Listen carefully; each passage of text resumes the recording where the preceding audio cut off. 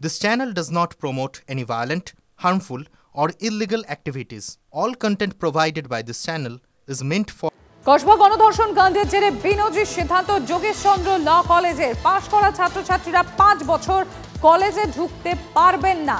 সিদ্ধান্ত নিল Jogeshchandra law college.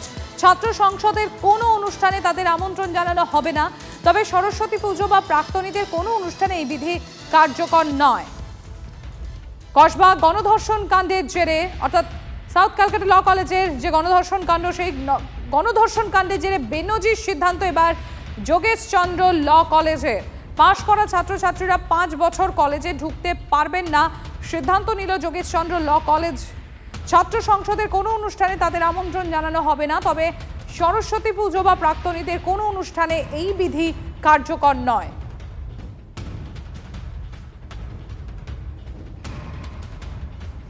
Kasba কাণ্ডের জেরে এবার বেনজির সিদ্ধান্ত যোগেশচন্দ্র ল কলেজের।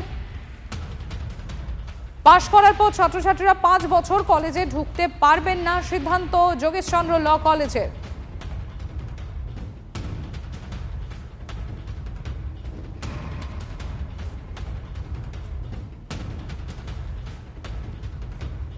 শ্রাবন্তী রয়েছেন আমাদের সঙ্গে। শ্রাবন্তী, ঠিক কি কি বলা হয়েছে, অর্থাৎ যারা পাশ করে বেরিয়ে যাবেন তাদের জন্য তাহলে কি কি নিয়ম লাগু হলো?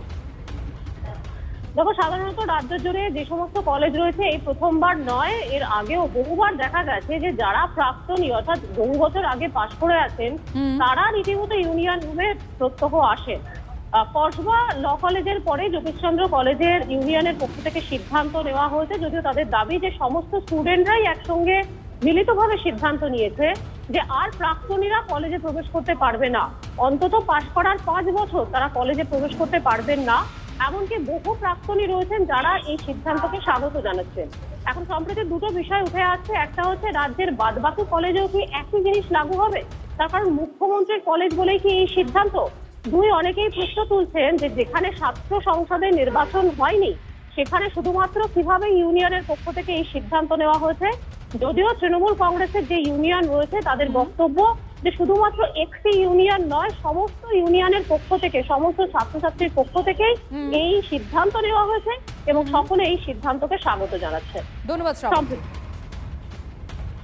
যোগেশচন্দ্র চৌধুরী আইন কলেজের ছাত্রছাত্রীরা একটি পলিসি পাস করেছে উইচ স্টেটস দ্যাট যে ধরুন আজকে আমি পাস করছি, there will be a 5-year cooling period, এবং সেই কুলিং পিরিয়ডের পরে যদি আমাকে নেমন্তন্ন করা হয় regarding when I am ex student, তাহলেই আমি কলেজে ঢুকতে পারবো।